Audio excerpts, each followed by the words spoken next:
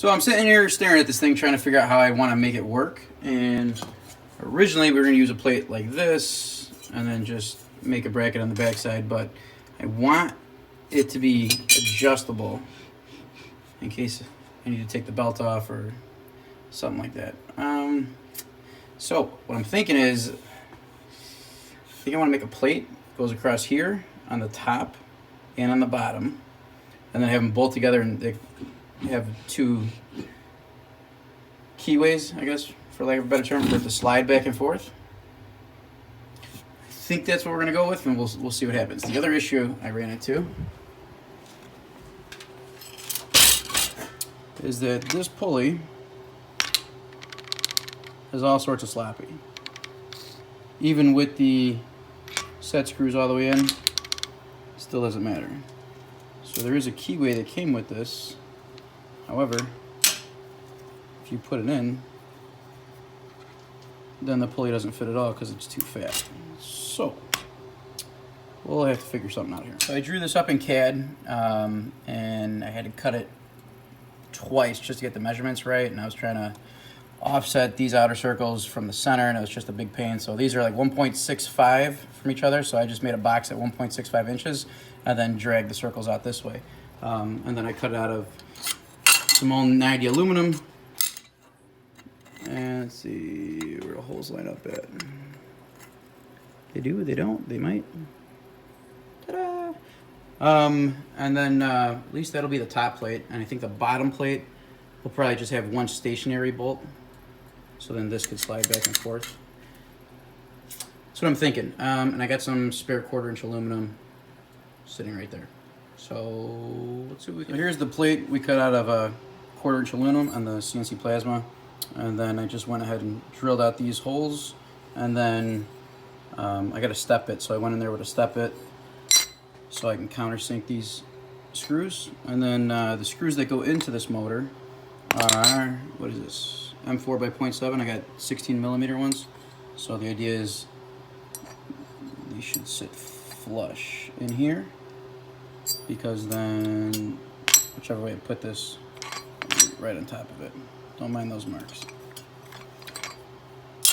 And then I was thinking about this issue too, and I did get a nylon spacer. I don't know if I could make that work, or if I could 3D print something, or if I just might have to call my buddy with the lathe and see if he could make me a sleeve or something. To be continued. Alright, so I decided to do this like 2 halves.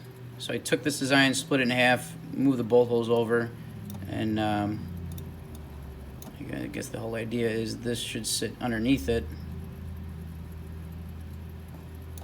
and then this hole will line up with that slot. Let me group it, and then I can show you.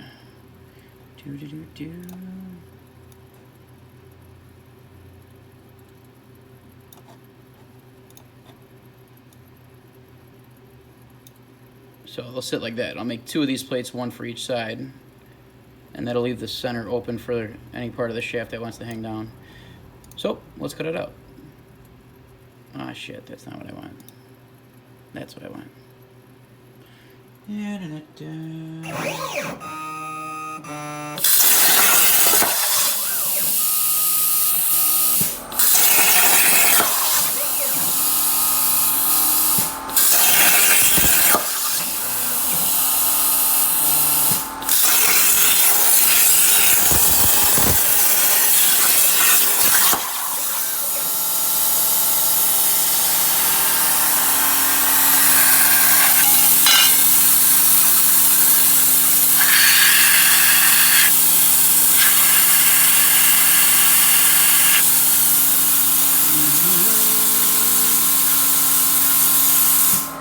Let's see if this fits.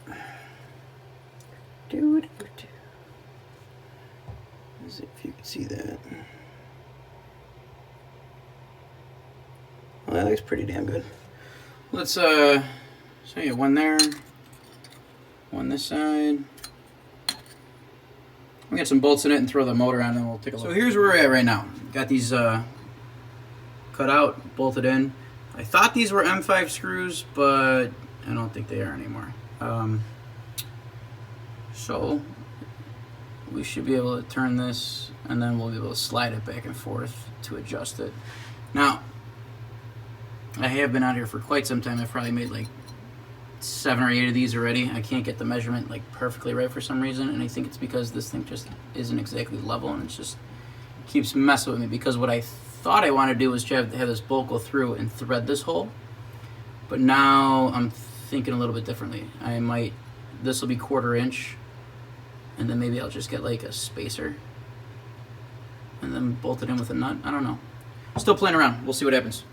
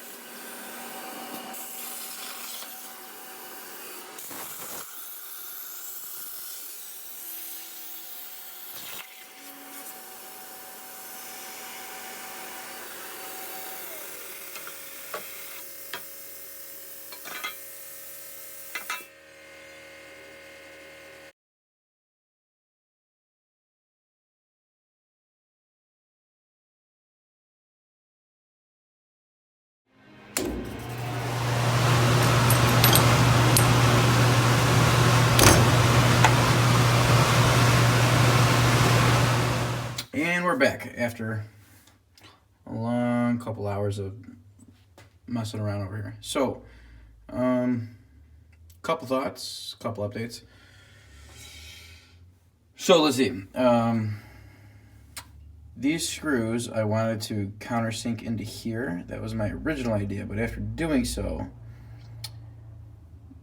the cap on the screw is about as tall as the 1/4 inch aluminum, so that wasn't going to work.